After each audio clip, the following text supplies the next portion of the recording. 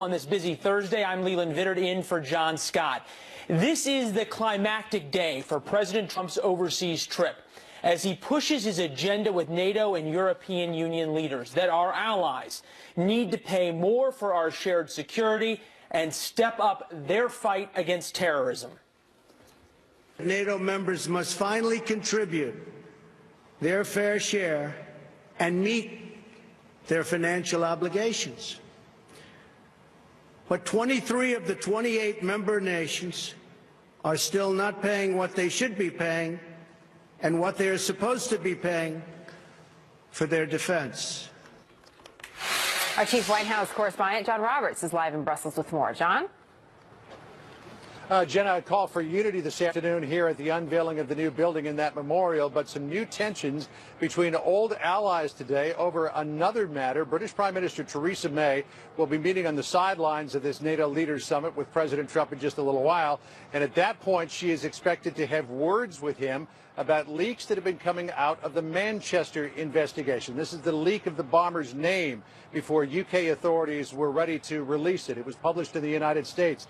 And then after the Home Secretary sent a warning to dry up the leaks, what happened? The New York Times published a lot of forensic photographs about the bomb itself and described the scene in ways that the UK government was not yet ready or at least willing to discuss it. So Theresa May, upon her arrival here at NATO a little more than an hour ago, took a moment to address it. And listen to what she said. On the issue of the intelligence sharing with the United States of America, we have a special relationship with the USA. It is our deepest defense and security partnership that we have. Of course, that partnership is built on trust, and part of that trust is knowing that intelligence can be shared confidently. And I will be making clear to President Trump today that intelligence that is shared between law enforcement agencies must remain secure. Now, as you can imagine, all of this caught the eye of the president, who has been complaining about leaks for a long time, who in a statement said, quote, "The alleged leaks coming out of government agencies are deeply troubling. These leaks have been going on for a long time, and my administration will get to the bottom of this. The leaks of sensitive information pose a grave threat to our national security. I'm asking the Department of Justice and other relevant agencies to launch a complete review of this matter, and if appropriate, the culprit should be prosecuted to the fullest extent of the law. There is no relationship we cherish more than the special relationship between the United States and the United Kingdom." All along on this trip of foreign nations, President Trump has been trying to build a coalition against terrorism and expressing that message again at NATO today. NATO is coming along, still more in an observer status than anything else, but they did announce ahead of this Leaders Summit they were initiating a new counterterrorism unit, and they were appointing a director of counterterrorism to head that up as well. But the president wants more, particularly in the wake of the attack in Manchester on Monday night. Listen to what the president said about that and about the future just a short time ago. And vicious attack upon our civilization. All people who cherish life must unite in finding, exposing, and removing these killers and extremists. And yes, losers. They are losers. Wherever they exist in our societies, we must drive them out and never, ever let them back in. Now, the president says that these leaks are a threat to national security, and here's proof of that. In the wake of the leaks that came out of the United States, Jenna, the British government has decided to temporarily suspend intelligence sharing with U.S. authorities. I imagine that they will probably resume it after the Prime Minister talks with the President, but a British official told me that they are pleased that U.S. authorities are launching an investigation. Our intelligence sharing, on intelligence sharing at least, the U.S. is our closest and most trusted partner. We share information with them that we do not share with anyone else, and we will continue to work closely on the full range of intelligence and national security issues. Both of our countries benefit enormously from such cooperation. But it's so shocking here to see that the British government, Jenna, was so upset about this that they temporarily put a hold on this information sharing. So this whole business of leaks that the White House has been apoplectic about since the president took over has gone to a whole new level today. Jenna? John, thank you very much. Another big story for us today. Leland? And we heard the president, among others, talking about the Manchester terror attacks, and we have some new developments in them. Queen Elizabeth visiting some young victims in the hospital today, telling the children and their families that the terror attack was, quote, dreadful and wicked.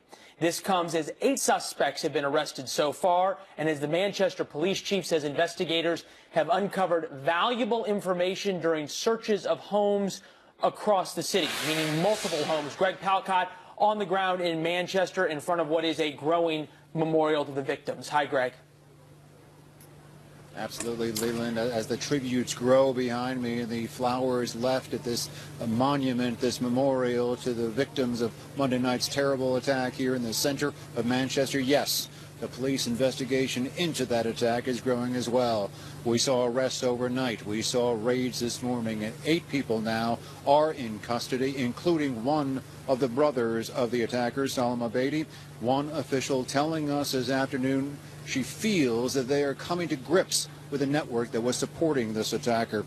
Detained in Libya, the father and another brother of the attacker. There are reported associations between them and both ISIS and Al-Qaeda. Abedi spent time in Libya just recently, right before the attack. And officials are also looking at terror links between Abedi and figures in Germany, France, and Belgium. This as chilling new images emerge from surveillance video at a shopping mall just a couple of blocks from where he committed his attack, just a couple of days before he committed his attacks. He was buying a rucksack, a knapsack, which he would then fill with explosives and shrapnel, which would do all that damage. Meanwhile, we did watch today here, as was marked all across the UK, a minute of silence remembering the victims of the attack. Again, there were 22 killed. There were more identified today, 3 more teenagers, sadly, and we have some new figures from the health officials. 75 people from that attack remain in area hospitals, many of them in critical condition, many of them young. Here's a bit of what the people here marking this tragedy told us today. We can't be intimidated by these people. We've got to stand up and be strong, and Manchester is a strong city. What did you feel when you first heard about the attack? Felt sick, really shocked. Felt sick? Definitely, yeah. So it's nice to see everyone coming out and paying their respects, really. I'm just worried for what's going to happen next, and all the children. It's just so sad. You just come to show your respects. Leland, we also spoke with the mayor of Manchester. He, by the way, had some strong words, negative words, about the leaking of information by U.S. law enforcement officials about this investigation. But he also had some strong words about his city. He called the attack its darkest hour, but he also said it was showing its best. Back to you. Greg Palcott in Manchester, 5 o'clock there in Manchester right now as rush hour is getting underway. And Greg, we are learning now his deaths, because terrorism is certainly a theme he's hit, but we have these other domestic policies that are certainly a priority as well. I think it's not only the president who has to think about prioritizing, it's his support in the Republican Party. I mean, isn't it kind of an irony, Jenna, that Donald Trump is getting more support today from the leaders of Europe and NATO than he is getting from the Republicans in his own party in Washington? It's kind of a pathetic commentary on the Republican Party. And so are they going to bog down now in drawing out the legislation of the health care bill, pushing the tax? How do you hold those members accountable, and how do you really see effective change? Dan, it's great to have you. Thank you very much for spending some time with us as we continue to watch the live pictures from Brussels. Leland? A great conversation there, and one of the big issues that the president and the House and the Senate are going to have to deal with when the president comes back is health care. And the numbers are in for what the Republican health care bill means for you. And not all Senate Republicans are getting behind the plan. We'll tell you why coming up. Plus, President Trump meeting with leaders of NATO countries for the first time today, as we told you. Live pictures from Brussels as the fight against terrorism and sharing the cost are high on the president's agenda. The former U.S. ambassador to NATO tells us how the other countries in NATO feel about that when we return. A Fox News alert as President Trump prepares for a working dinner with the leaders of our NATO allies. He once again called on all NATO members to share the cost of our common defense. This comes as NATO's chief affirmed the alliance will join the international coalition fighting ISIS, but will not wage war against the... Improving how we share intelligence, including on foreign fighters. This is not just about cash, but also about modern capabilities and meaningful contributions to NATO's missions, operations and engagements. Joining us now, Ambassador Kurt Volker, former U.S. ambassador to NATO. What a great day to have you on our program, Ambassador. Thank you very much. Thanks, Jenna. Great to be here. I'm so curious what you think of what has transpired over the last hour, including those opening comments by the president directly talking to NATO countries about the fact that they haven't paid, in his words, their fair share. Well, this was really several months in the making. You know, we've seen very strong statements of support for NATO on the one hand, including by President Trump himself when the NATO Secretary General visited him at the White House, but also very strong push on NATO allies to spend 2% of GDP on defense. If we do that and a few others do, but not everybody, it's really not fair. And I think he's drilled that point home. We're now seeing more countries increasing defense spending toward that 2% goal than I think we've ever seen. Interesting. I'm curious, is this thought overall? I mean, it applies to this particular situation, but I guess it applies to others as well. If relationships in the past have not been equal, there hasn't been an equal contribution, how do you create this new precedent that there is an equal contribution without damaging the alliance in the meantime? Well, the secret here is that NATO has agreed on this 2% target all along. From 2000, when I was still working in the National Security Council, all the way up to the summit in 2014 in Wales, where NATO allies agreed, yes, we're all going to spend 2% of GDP on defense. The problem is that no one was actually following through, or rather very few. Now we're starting to see that people are following through. And in what ways are we seeing that? Well, the increases in defense spending. Germany has said that they can make that 2% target by 2024 by increasing incrementally. 2024, though? Yes. That's what was agreed in 2014. It was a 10-year target because there's a lot of money involved here. Yes, an economy the size of Germany's, and you've got to increase by almost 1% of GDP. That's a lot of money to throw into something, so you've got to be able to absorb it. But if you do it at about 0.2% per year for a period of time, you're going to reach that target, and that's what several other countries are doing too. I'm curious about the building, this new headquarters. As we were watching, I mean, it's a beautiful building. As we were watching the leaders enter this morning, I thought, how much did that building really cost to build? It cost more than $1 billion to put together. I mean, that's a big amount of money. I don't know if you have any information, Ambassador, about how that money came together, but it's a sharp contrast. You have $1 billion building, but yet we're talking about NATO countries that are not contributing their fair share to defense when terrorism is the issue of the day. Can you bring this together for us? Yeah, well, you know, first off, with the numbers, I mean, $1 billion is an awful lot of money, but when you compare it to the hundreds of billions of dollars that go into defense spending for the alliance as a whole, you know, it doesn't stack up. We need Germany to spend 2% of its GDP on defense. That's multiple billions of dollars just from Germany that we're looking to see. Now, the building, the original NATO headquarters in Brussels was built as a military hospital in the 1960s. And when the French threw NATO out of Paris, the Belgians offered that and said, hey, you can use this. It has been scotch taped and glued. It's been a fire hazard. It has worked over time, but NATO desperately needed a new building. This decision to build a new building was made actually in 1999, if you can believe it. Wow. And it's taken that long to work through the process of getting all the approvals, putting money in from each of the NATO countries on a special assessment year on year. Interesting. Well, and we've all been in old government buildings, right? And so we understand, hey, this is part, you want to be able to be modernized, and if it's a symbol for the strength of NATO, that might be a great sign. The question is it? Ambassador, what do you think is the state of the alliance today, even in light of the few comments that we've seen so far? Well, I think there's a couple things. One of them is the commitment to collective defense is very real and very strong today. That is largely because of the behavior we've seen by Russia in invading Ukraine, invading Georgia, taking some of their territory, threatening some NATO allies like the Baltic states, and even buzzing U.S. warships in the Baltic Sea. So there's a sense that NATO does serve a necessary role of providing collective defense. That's the first one. Second, when you have things like ISIS, or we had the ISAF operation in Afghanistan, the ability to have NATO allies integrate their forces and work together on priorities for the United States is very, very valuable for the U.S., and that's something that NATO continues to provide. So you believe that it is effective and that this relationship will continue to be effective in the years to come? I do believe that, and I think if we didn't have it, we would really regret it. Ambassador, do you miss it? Do you miss your time there? Well, I won't repeat the President's comments about Brussels as a place to live, but let me just say that it is important work that's getting done at NATO. It is being a force multiplier for some of America's values and America's interests around the world. It takes a lot of work to make that happen, but it is essential. Ambassador Volker, it's great to have that personal perspective from someone on the inside. We appreciate your thoughts today and look forward to having you back. Thank you.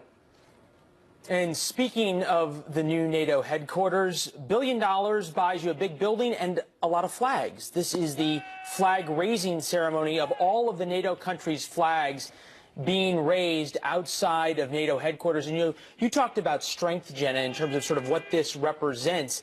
You see all these flags. There's a lot more flags now in NATO than there were when NATO was first founded to take on the Soviet Union. And you see Turkey's flag being raised right there, right next to the United Kingdom. And now, even within this NATO alliance, you're seeing a split about money, but you're also seeing a split about policy in terms of the way Lithuania and Latvia and some countries like that view the world versus the way France and the United States do versus the way Turkey does. Well, it's a very interesting alliance and one that's deserved a lot of attention over the years. It is an important reminder that NATO troops have supported our missions overseas and been a part of our combat operations in different times. And certainly families have lost sons and daughters in the wars that we have fought over the years. And the alliance has been strong in that particular area where we're thinking about contributions, maybe not financial, but thinking about the contributions of families of countries that belong to NATO and what we have done together, the service that has been done together. The building, it was interesting to get the ambassador's thoughts on that. The building, obviously a project a long time in the coming. 1,500 personnel from 28 national delegations from all the countries of NATO will be serving in that building. And it certainly is a big operation, and we know a lot of different personalities and thoughts about the way forward. But when you see the flags all together, it's a reminder that under one building, under one roof, here are all these nations attempting to work together. And as you point out, so many sacrifices given by so many in the name of their building. All right now, House Speaker Paul Ryan, right after the Congressional Budget Office report on the health care bill. Let's listen. Ahead of Memorial Day, we are tackling bipartisan challenges, and we're taking bipartisan action to help our veterans and their families. It is especially good news that we are making progress on fixing the long-standing problems with the VA claims backlog. So many of us in Congress have been working on this for so many years, dealing with our own constituents and their problems. Veterans got bills to pay. They have families to support. The last thing they should have to deal with is endless bureaucracy. Unfortunately, that's what's gone on with the VA with this claims backlog. So if you've been involved in Congress working on these caseworkers, it is just heart-wrenching to see a veteran who needs health care get stuck in this claims backlog. The initiative that the House passed this week, with bipartisan unanimous support, will expedite the process so that veterans can get timely decisions and have real peace of mind, and we can get rid of this claims backlog. Lastly, I want to talk about a very important health care report. It's a report from the Department of Health and Human Services. It's the ASPE Data Point report. The Department of Health and Human Services has released an analysis that says that since Obamacare went into effect, average premiums have more than doubled nationwide. Since Obamacare went into effect, average health care premiums have doubled nationwide. Remember when President Obama promised that his health care plan would lower the typical family's premiums by up to $2,500? Under Obamacare, average premiums have gone up by nearly $3,000. This law did not drop premiums by $2,500 as promised. Average premiums have gone up by over $3,000, by nearly $3,000. Just yesterday, a new shoe drops every week on Obamacare, it seems. Just yesterday, Blue Cross and Blue Shield announced that it will pull out of 32 counties in Kansas and Missouri. This will affect 67,000 people. Citing all the losses that it had taken over 2016, the company said, and I quote, This is unsustainable. This is exactly why we are on a rescue mission. Between premiums surging up and choices going away, Obamacare is on an unsustainable path. Look, the Blue Cross Blue Shield plans, they're the nonprofits. They're typically the last plan standing in a market. And when they're pulling out of states like Kansas and Missouri, we have a serious problem on our hands. This law is in the middle of a collapse. We need to bring down the cost of coverage. And we need to revitalize the market so that people have real choices and real access to affordable health care. That's what our plan will do. So we're happy to get you a copy of this report if you need it. Or if you want, you can just go to hhs.gov and see it for yourself. Questions? Mr. Speaker, given what happened last night, should Greg Gianforte withdraw from the Montana House race? Well, first, let me just say, physical altercations there's never a call for physical altercations. There is no time where a physical altercation should occur with the press or with just between human beings. So that is wrong and it should not have happened. Should the gentleman apologize? Yeah, I think he should apologize. I know he has his own version, and I'm sure he's going to have more to say, but there's no call for this, no matter what, under any circumstance. The people of the state of Montana are going to decide today who they will send to Congress. If he wins, will you keep him? If he wins, he has been chosen by the people of Montana, who their Congress is going to be. I'm going to let the people of Montana decide who they want as their representative. That's not our choice. That's the people of Montana who choose that. Brad. Or Jake. That's it. Jake, sorry. Yeah. Chad. Jake, then Chad. Okay. But you have the choice whether he's a part of your conference. That is a choice that you guys are going to make to accept him or not. Is that something? Is this the kind of behavior? The choice will be made by the people of Montana. I do not think this is acceptable behavior, but the choice will be made by the people of Montana. Chad. Explain something to me here. So we haven't sent the health care bill to the Senate, waiting for a CBO report. We got it. You said to me yesterday it was good news. Why, though, do we hear so many rank-and-file Republicans basically beating the living tar out of the CBO? I mean, you were the Budget Committee chair, and I understand the issue. By the way, I've seen both parties beat the living tar out of CBO over the years. As you know, I've been doing budgeting around here for a long time. I think what it is the $23 million claim is there's a lot more to it than what that sounds like. What I'm encouraged by is the fact that CBO said, yes, we hit budget target and then some. So the bill is clearly in compliance with reconciliation instructions. Number one. Number two, what I'm encouraged is what the CBO says is we're going to be able to drop premiums. We're going to give the states like Wisconsin flexibility to get premiums down. Look at what just happened in Missouri, and look at what just happened in Kansas. We see a law that's collapsing.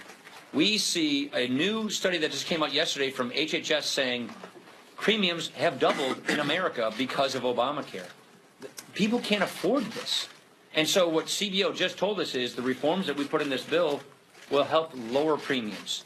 And so I'm very encouraged by that. But I think what members are frustrated with is what's behind the CBO analysis about who gets insured and who doesn't get insured. If you leave it up to a person's choice, then they'll make a choice. If the government's going to stop forcing people to buy something that they don't want to buy, then they won't buy it.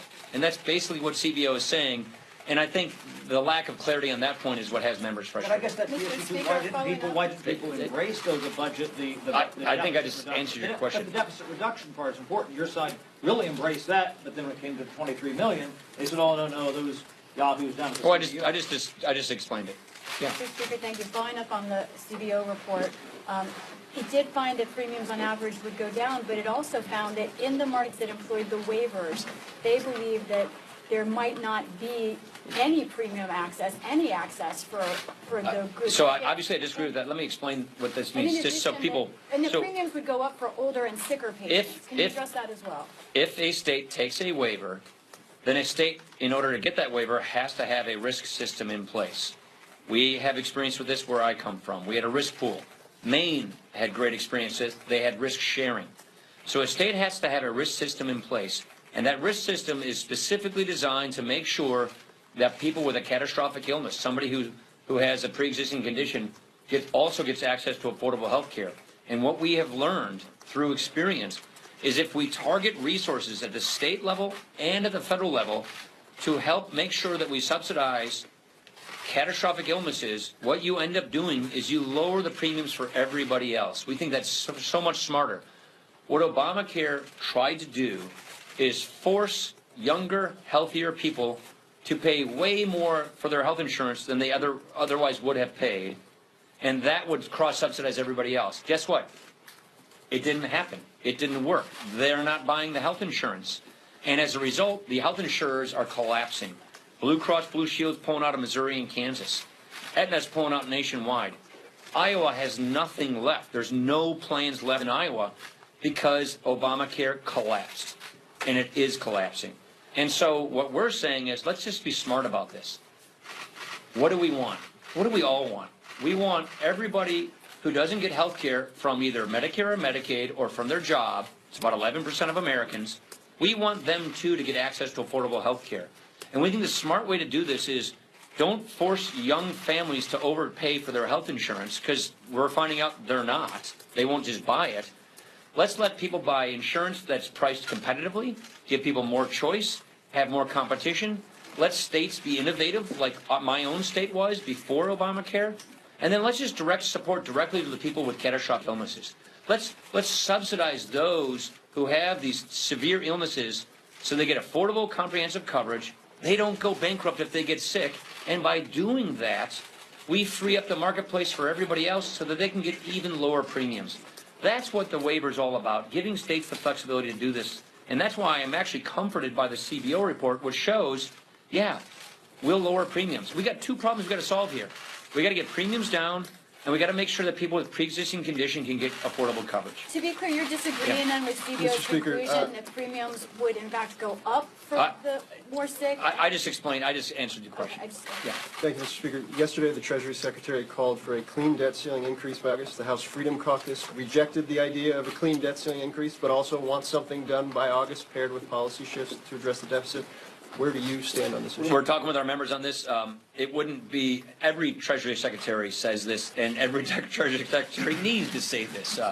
So I expect nothing less from a Treasury Secretary. They all should say that. They all do say that. And we're going to be talking with our members and with the administration on how we resolve the debt ceiling. The debt ceiling issue will get resolved. The timing is what I think is the newsworthy thing here. Receipts aren't quite what people thought they were, and that's why Secretary Mnuchin is moving the timetable up, so we're looking at that new timetable. Last question. Mr. Speaker, just to follow up very quickly, nice to see you. Thank you. On the Hi, nice to see you. Thank specifically you. on the I'm going to hang out here very often. On the CBO, specifically, the language that they use when it comes to premiums, it says, despite the additional funding, those sicker Americans would face extremely high premiums. Yeah. So how do you ensure those sicker Americans with pre-existing conditions that they won't be priced out and it won't become unaffordable? Here's what I think the CBO report doesn't quite fully get or state is states put their own part of this as well. This is what this analysis, I think, forgets, which is we are for the first time ever proposing to put billions of dollars from the federal government for risk systems in states, whether it's a risk pool, reinsurance mechanism, or risk sharing. Now, what's important to note is states do their own part of this as well. So in Wisconsin, for instance, we had an assessment on all the health insurance plans. We had an agreement among providers that they would have a certain fee schedule that they agreed to. I think Maine had an assessment on all their health insurance plans. The point I'm trying to make is you don't look at the risk share or risk pool idea federal alone. Remember, the states will also do some of the lifting. The states, like in my state, will have an assessment on plans if they choose to do that. They'll have an agreement with providers. And so we will have federal resources and state resources, which taken together will improve the situation. We had a very successful risk pool in Wisconsin. Our insurance commissioner, or deputy insurance commissioner, came up and testified as much. It was very successful, and it didn't have a dime of federal spending. It had no federal money whatsoever. So what we're saying is, let's do even more of that. Let's have these states put together their own risk systems like they had successfully in the past, and let's on top of that add federal financing so that it's even better. That's the point we're trying to make. So just to be very clear about this, you're saying the states will be able to afford to do enough so that the CBO's projection of extremely high premiums with what the federal that's the government whole will be purpose of a erased. risk pool. Take a look at the Maine model. Take a look at the Wisconsin model. Look at They what won't pay Utah extremely high did. premiums. Look at what all these other states did. You have to give the states the ability to customize solutions in their areas. The health insurance system, provider network, insurance system in Wisconsin's a whole lot different than it is in New York, let alone New Mexico, Texas, and California, or Maine. Give these states the ability to customize support, and now, for the first time ever, we're going to add federal dollars to this, because we just think it's a lot smarter to directly subsidize the care for people with catastrophic illnesses. 1% of the people in the individual market drive 23% of the cost. That's just 1%. So let's just, as a society, agree at the state level and at the federal level, we're going to cover those costs, those extra costs. We're going to put resources in there, because if we do that, we do two things. Peace of mind for people with pre-existing condition and catastrophic illnesses, innovation at the state level so that it can be done the right way so it works in that state, and you lower premiums for everybody else, because the insurance does not have to cover that catastrophic illness. It can cover the basic health insurance needs, and you stabilize those insurance markets, which, by the way, look at what we're looking at right now. Not only is this an unstable individual insurance market, we have a collapsing individual insurance market, and that is why this is a rescue mission. Thank you very much, everybody. This is a rescue mission is exactly where Speaker Ryan likely wanted to end when talking about health care, because of the CBO score that came out over the last 24 hours regarding the new bill, the new health care bill that passed the House, has brought up a lot of questions about the future of health care in our country if that bill was to work its way exactly as it's written through the Senate and then become law. We're a long way from that, and the Speaker has a lot of questions to answer about what exactly the bill would produce in the American healthcare system. You saw some of that. The other thing that the Speaker mentioned, though, is this big story out of Montana, and that's where we're going to bring you next. He was asked to weigh in on that. Here's the background. There's been some really big drama in the special election House race in Montana. You have the Republican candidate to replace the Secretary of the Interior, who's Ryan Zinke now, serving in the president's cabinet, and the candidate is facing assault charges after allegedly attacking a reporter, and our Fox News crew saw it all firsthand. Here's what the reporter's voice recorder picked up. Just curious. Okay, speak with Shane, please. But you don't. Just sick and tired of you guys. The last guy that came in here, you did the same thing. Get the hell out of here. Get the hell out of here. Alicia Acuna was right there when it happened. She joins us live from Montana with more. Alicia? Hi, Jenna. Yes, myself, Faith Mangan, she's a Fox News field producer, and Keith Raley, the Fox News photographer, were in that room setting up for a prearranged interview with Mr. Gianforte when Ben Jacobs of The Guardian came in with his audio recorder and started asking him questions about the CBO report that Speaker Ryan was just discussing. And Gianforte pushed back, said he would get to him later, and then Ben Jacobs pushed just for a little further to further up on the question, and then at that point Gianforte, after saying, you know, go talk to my press guy Shane, grabbed him upper part of the body and slammed him to the ground, kind of jumped on top of him, started punching him and saying, I'm sick and tired of this. And then we saw Ben Jacobs scramble out of the way on his knees and grab his glasses, and that's what you heard there on the audio tape. I was about 2 to 3 feet from the two men looking at them when this happened, and the other two members of the crew were all in there. This was not a big room. And he left, Gianforte, after talking to authorities, left the area and has now, as you know, as you mentioned, has been charged with misdemeanor assault. And we can show you a look at the citation here that was issued by the Gallatin County Sheriff's Office listing the misdemeanor assault. And it also explains that the nature of injuries to Mr. Jacobs did not meet the statutory elements of a felony assault. And now Gianforte is required to appear in court for a hearing sometime between now and June 7th. That's the way the system works here. And if he enters a guilty plea, he'll be sentenced by a judge. If he enters a not guilty, then he'll get a court date. Now, the Gianforte campaign is saying that Ben Jacobs was much more aggressive than what I just described and what Mr. Jacobs is describing as well, and says that Jacobs was aggressively shoving the recorder in Gianforte's face, and, quote, Greg then attempted to grab the phone that was pushed in his face. Jacobs grabbed Greg's wrist and spun away from Greg, and then they went to the ground. Now, as a result of all this, Jenna, the 3 largest newspapers in this state have rescinded their endorsements of Mr. Gianforte, and today is election day for this special election. The polls close at 8. However, I should also mention that the last 4 weeks or so, folks here in this state have been voting through their absentee voting system here, which a lot of states do, and that's what they're doing here. So we'll have to wait and see what the results are at this point. No new word from Mr. Gianforte's campaign. We reached out to him today, did not hear from him. He also had a previously scheduled interview with the Fox News Channel today, which has also been canceled. Jenna. Well, our thanks to you and Faith and Keith. Alicia, a big story, and we'll continue to watch it. Thank you very much. And back now overseas, as British investigators are furious, and Prime Minister Theresa May could lecture President Trump about intelligent leaks after photographs from the Manchester bombing crime scene ended up on the front pages of American newspapers. What the White House is saying in response when we come back now to our top story, as British officials say they are furious over U.S. leaks on the Manchester bombing investigation. President Trump at NATO headquarters in Brussels today is expected to address it in a meeting with the British Prime Minister Theresa May. The mayor of Manchester, understandably upset, is also weighing in. Honestly, I just find this staggering that we've been in this position this week, almost from the very first minute, American media reporting details of the investigation here. It is wrong, it is arrogant, it is disrespectful to the people of Greater Manchester, but mainly to the families who've lost loved ones and to those injured.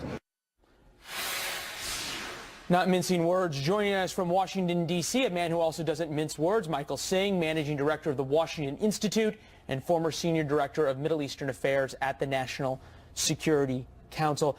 Michael, leaks are not unprecedented, but it seems like this public naming and shaming from one country to another that has the quote-unquote special relationship is unprecedented. Good morning, Leland. And yes, obviously there's quite a bit of outrage in the UK over this. I think the proximate cause of that outrage are these pictures that were published in the New York Times of the crime scene, of the scene of the blast, which was seen as quite insensitive to the families of the victims. And of course, this is an ongoing investigation. This terrorist is seen as not perhaps a lone wolf, but as a member of a network, reportedly. And so there may be further arrests, further raids, and of course there's a desire not to compromise any of that ongoing investigation, ongoing operation. As you point out, there's two parts of the danger of this. One is sort of the issues of respect to the family. The second being, does it compromise an investigation? The second question is, who in the U.S. government would do this? Conceivably, anybody who has access to this stuff has gone through the security clearance process, as you did, who's filled out those documents, who's perhaps taken a lie detector test, and yet took it upon themselves to leak these to the media. At some level, it feels like sort of a special kind of arrogance.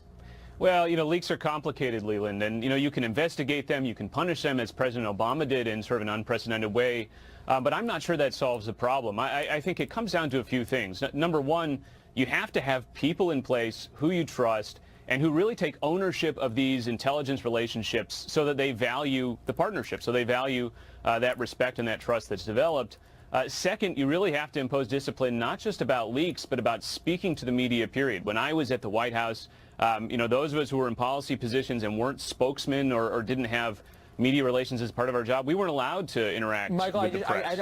I want to get the rest of this, but I want to get in also what the president put out. And this statement from the president via Sean Spicer came very quickly, saying, "I'm asking the Department of Justice and other relevant agencies to launch a complete review of this matter, and if appropriate, the culprit should be prosecuted to the fullest extent of the law."